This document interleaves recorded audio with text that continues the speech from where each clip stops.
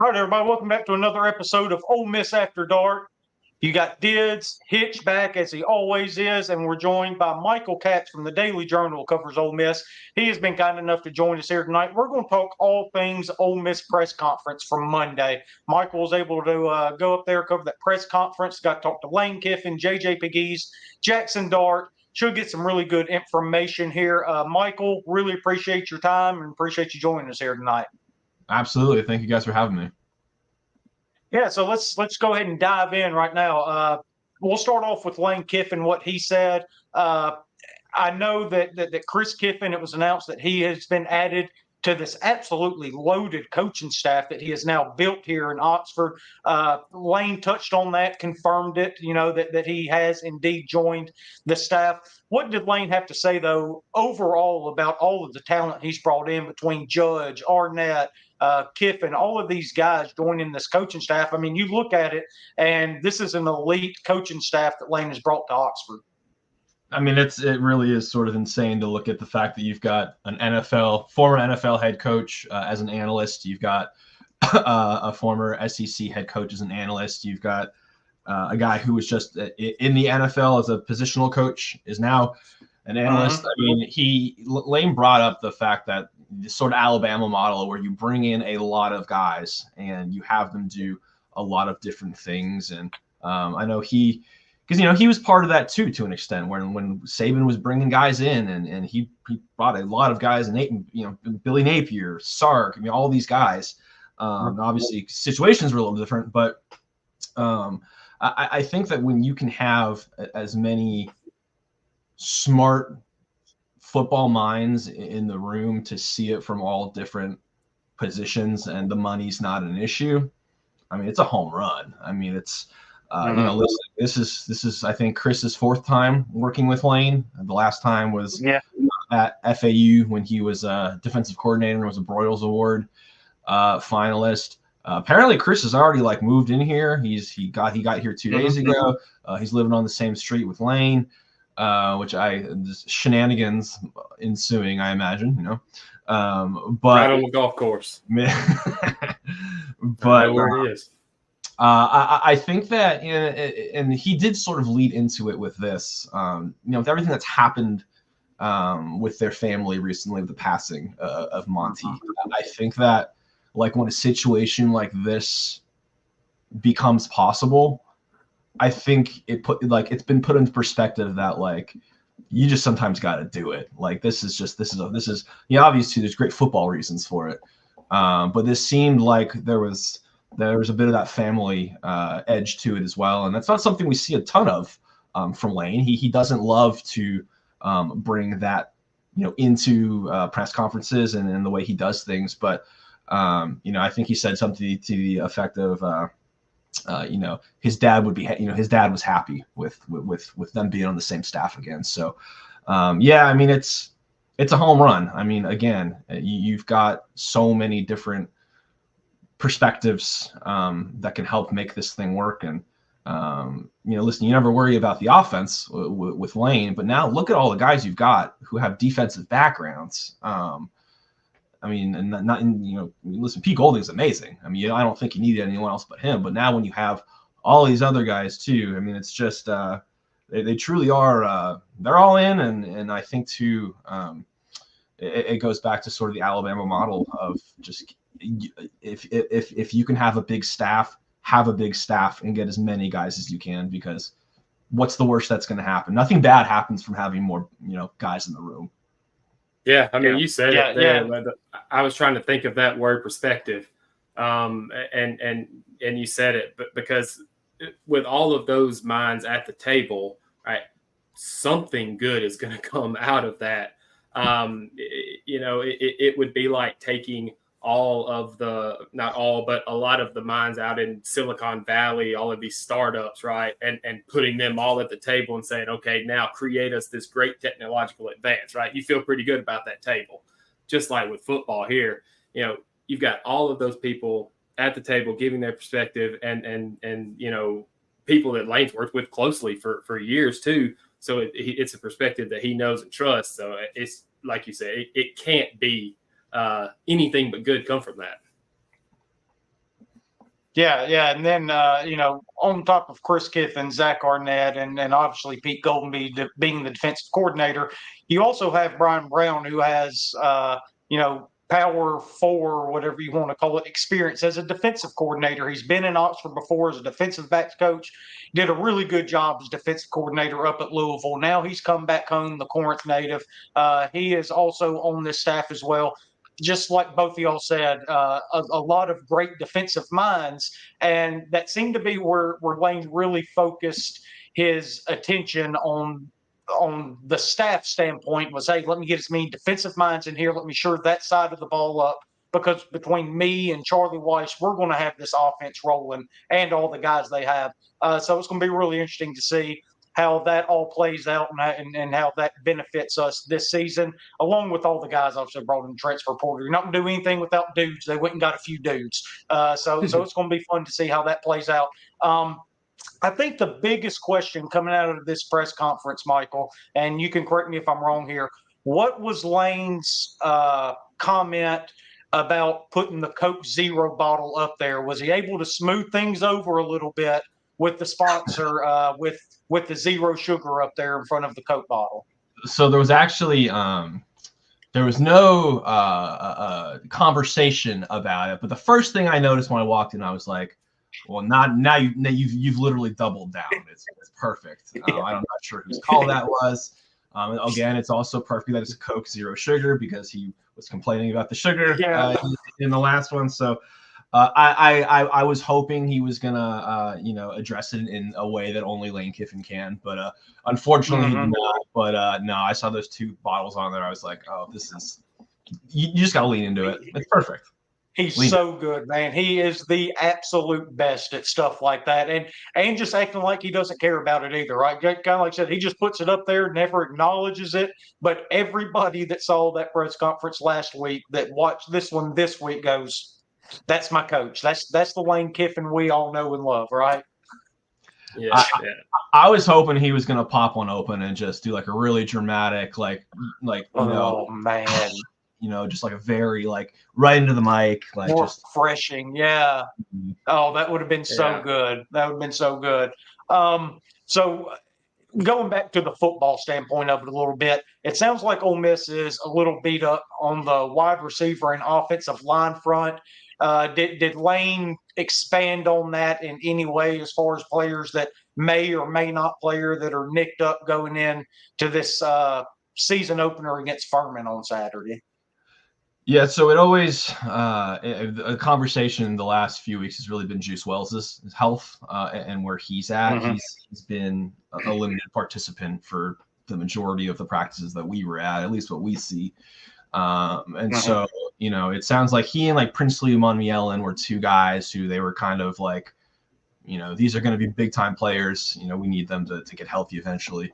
But it also sounds like Jordan Watkins might be one of the other ones. He's been in a non-contact jersey. Of course, the non-contact jersey thing is you always kind of take it with a grain of salt, because sometimes it's just veterans who they don't need to take hits. But at the same time, Lane was asked if he expected Watkins and Wells to play, and he basically said, I hope so. But he couldn't answer that quite yet. So, there's a little gamesmanship. There's always some gamesmanship. Yeah.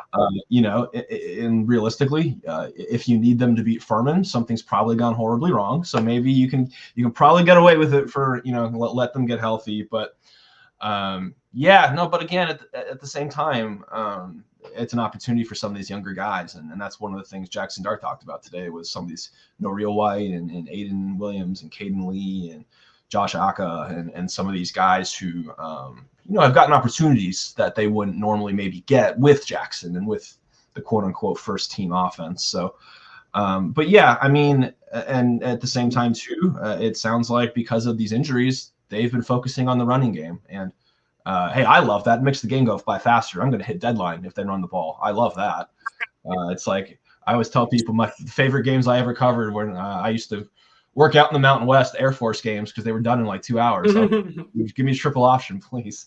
No, but I think it's sort of, listen, they are still trying to figure out what that running back room is going to look like and what the the timeshare is going to be in these new faces. But I think when you've got guys down in your passing game, it's an opportunity to sort of see what you have, and I wouldn't be surprised to see them run the ball a lot this weekend, and that would make my sports writer heart very happy.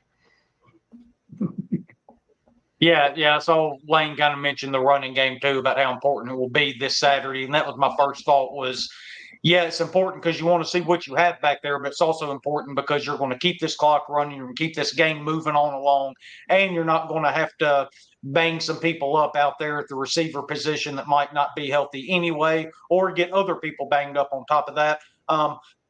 Have you heard anything about the offensive line injuries? Anything about Caleb Warren, Jarquan Scott, guys like that? That might be a little nicked up, and maybe what they could do at the center position if neither of those guys are able to play. That's a really good point, because Caleb Warren's was non-contact for a very good portion of practices these last few weeks. I think when we were out there last time we were out there, Jarquan Scott was not there. So this seems like maybe it's a Reese McIntyre, situation. He's played some center in some important games, and I think if it's for a game, you feel pretty good with throwing him out there. But at the same time, you have all of these new faces on the offensive line. Like, you're probably trying to find a little bit of continuity. So I imagine this probably doesn't help that endeavor. But again, for this game, for what it is, it's probably not going to matter. It's probably not going to matter for a couple of weeks.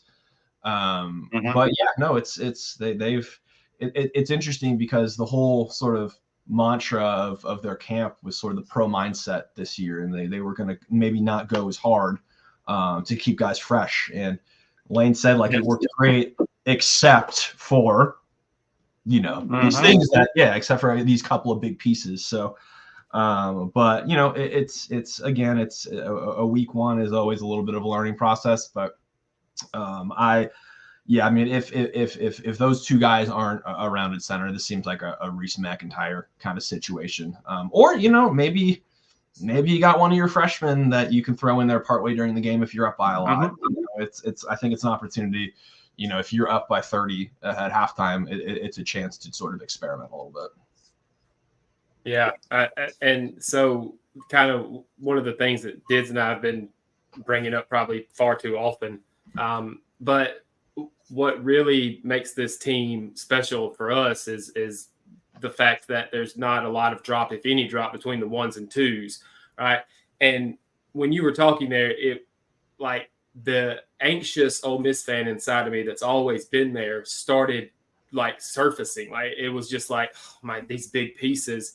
And then it was almost like somebody came in and was like, yeah, but wait, there's no need to freak out like you have in years past or would have in years past if you hear names like Juice Wells or Jordan Watkins, Caleb Warren, these guys who are big pieces and you're going to need a lot out of them. Okay, what are we going to do now? But this year, you just said, 10 or 12 different names there that just slide in. And, man, it is such a strange feeling, but a good one. And just tamp that anxiety down, Ole Miss fans. Just because you got a few injuries here in camp, we're going to be okay.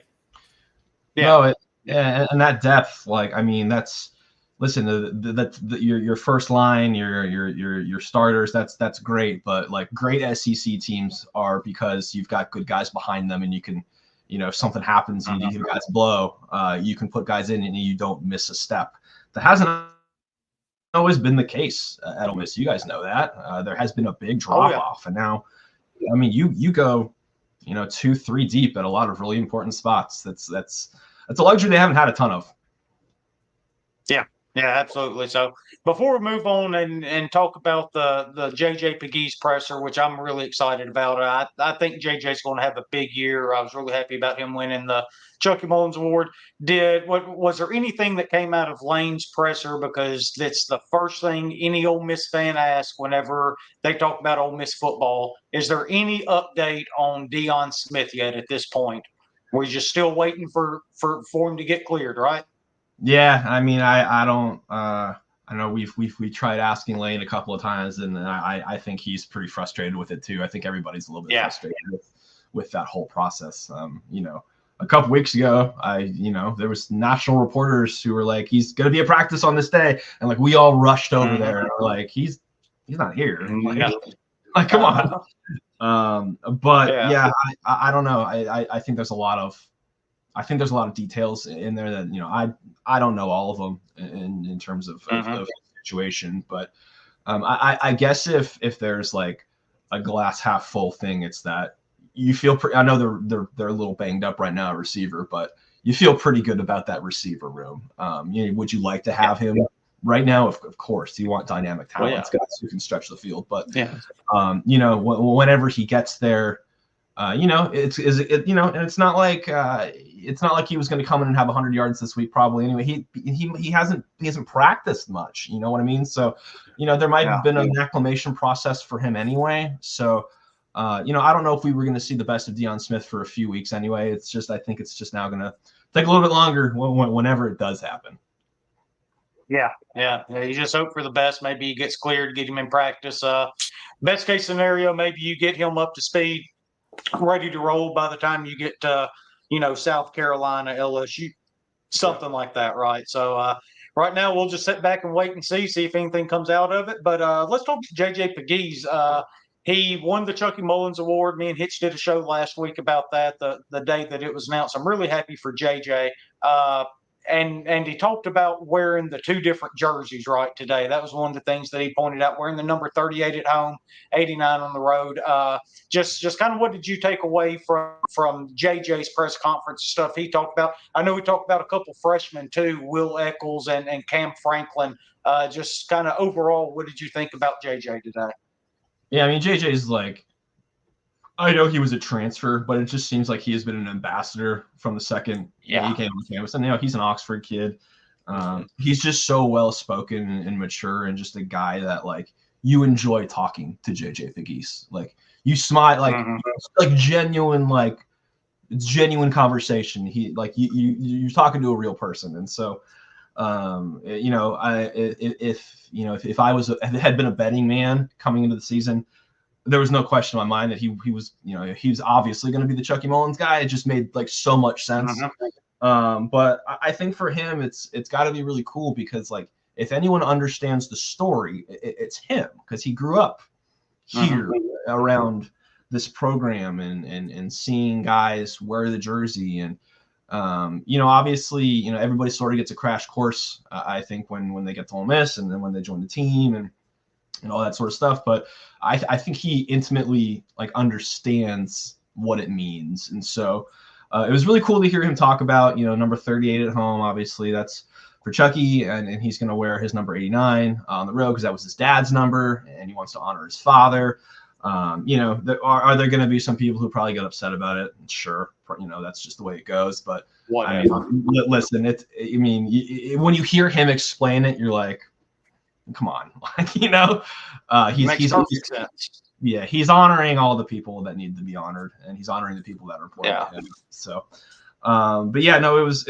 I'm sure you guys saw the video of him calling his mom. I think it was. Yeah, like you can tell. You can tell.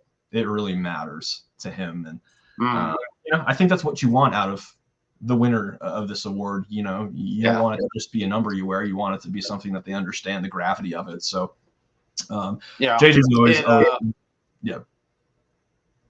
It reminded me a lot of the video of KD Hill when he was told that he was going to wear the number 38, right? How emotional he got on the phone with his mother and all that. And, they always do videos for every winner. KD's the one that sticks out for me. That was the first one that really struck me, though, because of how much it meant to him. And then JJ's right up there with him. You can tell, again, being an Oxford native, he called when he was talking to his mom, she said, "Have you called your dad?" And he said, "Oh, well, he's working up at Winchester right now. He can't answer his phone yet."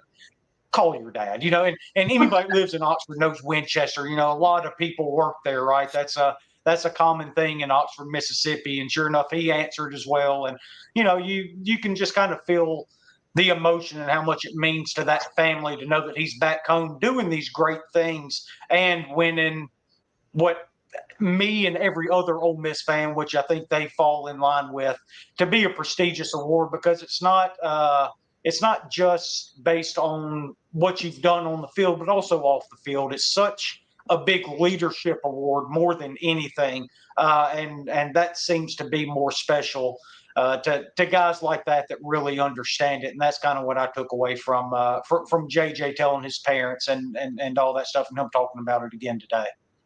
Yeah, no, and again, like he sort of outlined his journey a little bit today too, with, you know, when he went to Auburn and he only wanted to play offense because, you know, that's where the stats are. That's all. Yeah, that's tight end. Like, come on, everyone wants to get the ball in their hand. And then he was like, he talked about how, like, when they moved into defensive line, he was kind of bummed and like he didn't really know, you know, how to deal with it. And then he sort of had a moment of clarity where he was like, it happens how it's supposed to happen, and you just, you know, you make the best of it. And like, now here he is, and he's thriving, and he's his path like has not been a straight line. And I think, again, when you get a guy like that who understands, you know, the importance of the award, it's a perfect match.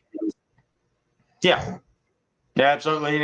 And you talked about him playing offense, going to defense while he was at Auburn. He did make a comment today about he's going to be playing a lot of offense this year, right? We saw it a good bit in those jumbo packages last year under Lane Kiffin, and just reading the quotes on Twitter and stuff like that. Obviously, I wasn't there, but it sounded like he was pretty geeked and had a pretty big smile on his face while talking about that. He did. I'm not sure if Lane Kiffin or Charlie Weiss Jr. know that he's going to be that involved with the offense yet. So maybe this was breaking news to them, but he didn't flinch. It was like, oh yeah, he was like, oh yeah, big part, and then he just walked off, and I was like, yeah, perfect. Yeah, that is awesome, man. I love me some JJ. I hope all of the success in the world for him, both offensively and defensively. Right, he's kind of an upgraded version of Jeremy Liggins, the big league, the big 1-5 we used to have back in the Hugh Freeze days here, and I just think that he can be such an impact on that defensive line because of how athletic he is, how big he is. Obviously, he can move people around, but he's got guys like, Walter Nolan and Princely and Jared Ivey, and then Eccles and Franklin and Rush, all of these guys. I mean, it's just top to bottom an incredible defensive line. I know people on this show are probably tired of hearing me and Hitch talk about it, because that's all I can think about, because that's where I'm going to go for every single football team. I want to know what you can do offensively and defensively in the trenches, because if you can't do anything in those two spots, then you're not going to be one of the elite teams. I think that we have set ourselves up to potentially be one of those elite teams this year, and it's all going to start with those two lines of scrimmage. So excited to get it going and excited to see what they can do. To wrap this up, you also got the undisputed leader of the 2024 Ole Miss Rebels today in Oxford, Mississippi, in Jackson Dart. What were your impressions of him, and what did he have to say today? I was actually really stunned we got him, because usually we just get him after games. So we were like, we get JJ. I was like, okay, like, who are we going to get? And then someone's like, Jackson. I was like, oh, okay. Well, I guess I got to, like, let's create some questions. Let's pay attention here. But I mean, it's, you know, in sort of in the same way that JJ sort of commands a room, like, that's what Jackson does. Like, Jackson just has this presence about him, especially now that he's entering his third year. And I know that, you know, he's been in some quote unquote quarterback battles. Depends who you ask how serious they were. But, you know, this is really the first time where it's not, you know, Lane isn't skirting around it or having to say something about, you know, there's great depth in the room or something like that. Like, this is Jackson Dart's team, and it's all his, and he's done everything the right way to earn that respect and that situation. So in talking with Jackson again, it's really kind of cool to see where he was when he was always a mature kid. He's always been very smart, very well spoken. But he really does sort of command a room now, and the way that he answers questions, he's very thoughtful. He looks you in the eyes. He's just one of those people who, that's and Lane has said it, that's a leader of men, right? Like, that's a guy who people want to follow. And when even, listen, we don't talk to him a ton, but when you have those conversations with him, or you sit down with him for a couple minutes, you're like, okay, what everybody's saying about Jackson, like it makes sense. Like this is QB1. Like this is the leader that a quarterback is supposed to be.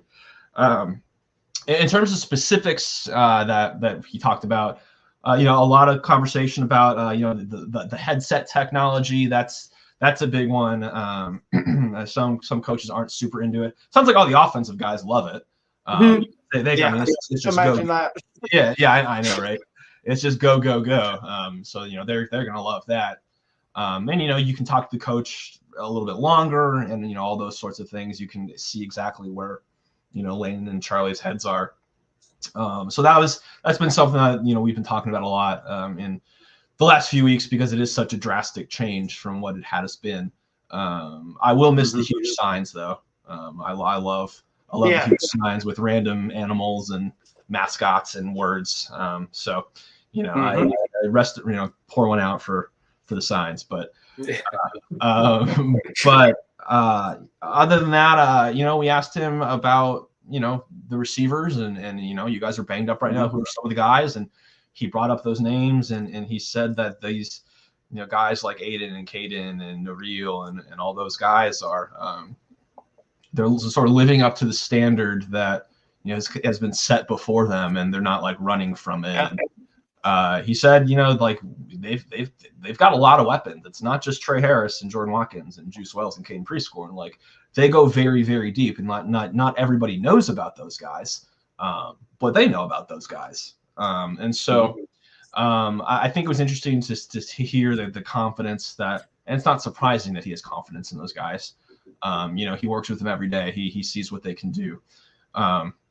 So again, it's would you like to have the full bevy of weapons out there this weekend? Of course, but it's an opportunity, at least it sounds like, to see some of these other guys step up. And the other thing too that he talked about was the running back room and how he thinks that's probably one of the most underrated or underappreciated parts of the team. And listen, like when you lose a guy like Quinshon, who a two-time first-team All-SEC player, a great running back. You don't just make up his production. He ran for a lot of yards for a good reason. But now you've got these new faces in there. Obviously, Bentley's already been there, and Henry Parrish has been there before, but not recently. Yeah. That's a weird one to kind of talk about.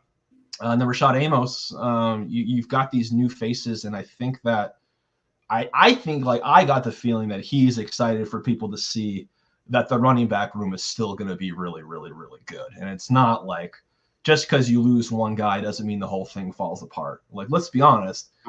Lane, every year at Ole Miss, they have been a top 40 rushing offense, and that's looked different. Sometimes it was the Quinshon, bulk back. Other years it was Henry Parrish and Jarian and Snoop Connor and Matt Corral as the four leading rushers. So I think that is it going to look different? Probably, but it sounds like everybody, especially Jackson, is really confident, and I think they're excited to show people that, hey, like I know everybody talks about our defensive line and our wide receivers and our quarterback and all this stuff, but like we still got some guys at running back, and I think they're excited to sort of let everybody know that. Yeah, I think it's interesting because you said it would look different.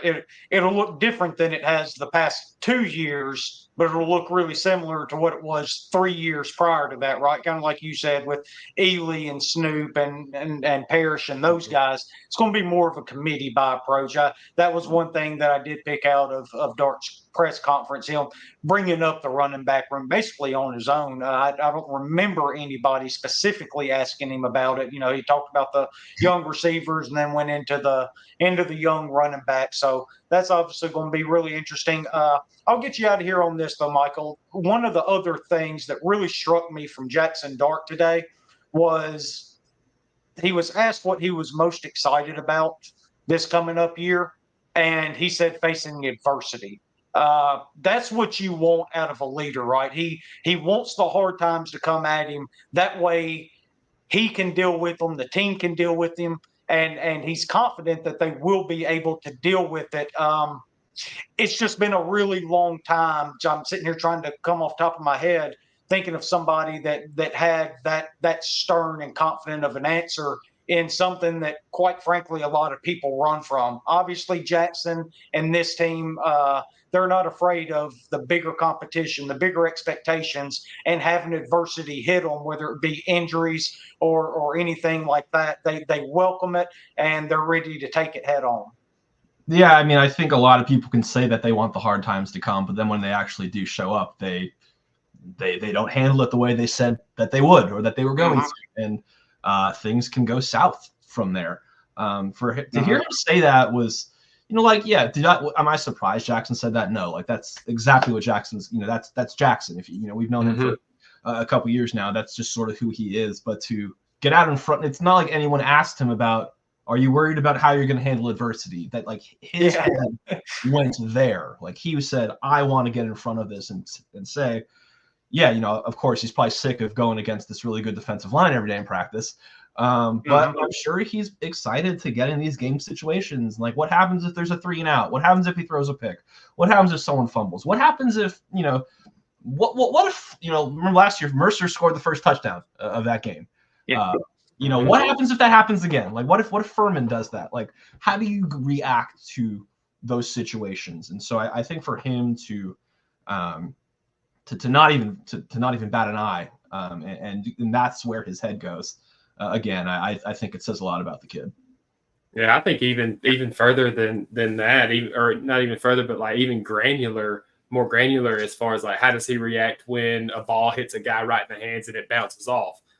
How does he react when his lineman misses the block on his blind side and he gets hit? Like, he's not going to get up. Well, I'm not going to say he's not. I would assume he's not going to get up, get in that guy's face, holler, like putting him down. It's going to be more of a, hey, this is what we got to do, right? In a stern way, but not in a like putting the guy down kind of way. And that's what you want out of a leader, right? Like you want him to be stern. You want him to set the tone, but you also want him to be that guy that the other guys can come to who aren't scared to come to because he's going to put them down or he's going to make them feel like, crap the rest of the practice. I think that's really what Jackson Dart brings to it as far as a leader. Just being the person that anybody can come to, and the person that when somebody makes a mistake on the field, it's not, you need to fix this. It's, hey, let's work together and let's get this fixed. No, for sure. And I think that's one of the really interesting things with Jackson is there is this, everybody has such a high level of respect for him and the way that he prepares and the way that he works. But at the same time, everyone always talks about how he genuinely has a relationship with everybody on the team. It doesn't matter what. He got everybody headphones. Yeah, I mean, right? Like I saw a tweet right before we got on here. He got everybody the Ole Miss Beats by Dre headphones. Yeah, I mean, he's probably got a relationship with the long snapper. He's the kind of guy that just knows everybody. And I think when you've got a guy like that who has your best interests and the team's best interests at heart, like that's the dude you want to go to war with. Yeah. Those are the kind of intangibles that people always talk about that you're not going to see in the stat book or anything like that. But behind the scenes, he seems like a really, really big leader for this Ole Miss team. And every time he gets in front of you guys or a camera or even out on the field, you see him do that as well too. So it does seem to be ingrained in him as a part of his competitive spirit and just the way he plays the game. So really excited to see him out there this year. Obviously, third-year starter. First one we've had at Ole Miss in a while. First time Lane Kiffin's had a 3-year starter, maybe ever if I've got right, or at least going way back to maybe like Leinart and USC days, something like that. Definitely been a while though, so excited to see what he can do. Michael, before we get out here, why don't you let everybody know where they can find your work, whether it be on Twitter, Daily Journal, whatever. Just let them know how they can follow you, and because you do a great job covering Ole Miss, and everybody needs to be able to read that and find that when they need to. I appreciate that. You can go to djournal.com. You can find all my work on there, and then if you want to see the tweets, the good and the bad, it's at Michael L. Katz, Katz, and there's a lot of football stuff on there right now, but there's also a lot of random things. So we try to have fun on there. Yes, as a matter of fact, right before you hopped on, I told Hitch that you had jumped to the very top of my favorite Ole Miss beat writers because I saw where just 2 days ago you tweeted about my second favorite baseball player of all time. Nobody will ever top Chipper Jones, but man, I love me some Julio Franco. I know that man can still crush you, put a bat in his hand today. I'm like, it's crazy because I feel like he only stopped playing like 10 or 15 years ago. And like he was 87. Like he just turned 87. Like it's man. I just remember like growing up in LA watching like Vince Scully calling games, and Vince Scully loved him some Julio Franco. Yeah, in they were like 87 years, they were the same age. In 87 years, Julio Franco has never pulled a baseball ever, right? Ever. No. There's no video evidence of Julio Franco pulling a ball. Yeah, you can ask Hitch. I'm the biggest Julio Franco fan. My favorite thing about Julio was I think 5 different times he broke the major league record for the oldest player to hit a home run in a major league game. He just kept breaking his own record over and over and over again. That's what we call longevity, right? So that's my dude. So when I saw that, I said, yeah, Michael Katz, #1 favorite beat writer right there. So, but again, I appreciate you joining us here, man. Would love to have you back on some other time throughout the season. Holler at us, we'll get it set up and all that. And for everybody out there to support our show, y'all can go visit our online shop, omafterdark.myshopify.com. Got shirts, got hats like the one I'm wearing here, some pretty sweet little dual logo koozies right there. Got some Papa Lynn's hot sauce, some pajama pants, flip-flops, sweaters, anything you need Ole Miss After Dark related. You can find it there at omafterdark.myshopify.com. We appreciate everybody tuning in and listening. And again, Michael, once again, really appreciate you giving us your time here tonight. Absolutely. Thanks for having me. Enjoyed it. All right. Thanks, bud.